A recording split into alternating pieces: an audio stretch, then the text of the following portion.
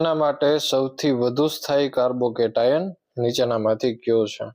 તો એનો આન્સર છે મિત્રો સી છે સૌથી વધારે સ્થાયી કાર્બોકેટાયન છે.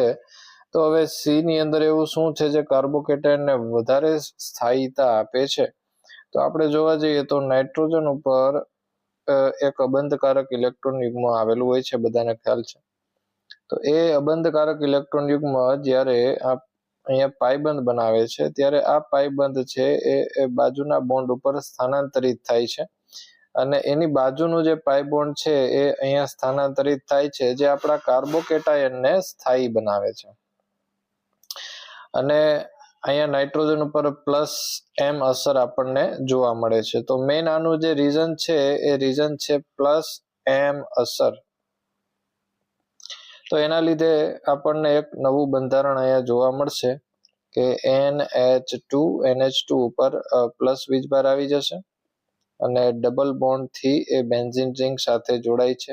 બેન્ઝીન રિંગ તો નથી પણ સાયક્લિક રિંગ કહી શકાય.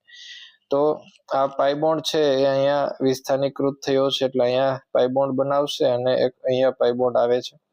તો આ રીતે આપણને સ્થાયી કાર્બોકેટાયન પ્રાપ્ત થાય છે. એટલે આપણો જે સાચો આન્સર છે એ સી છે.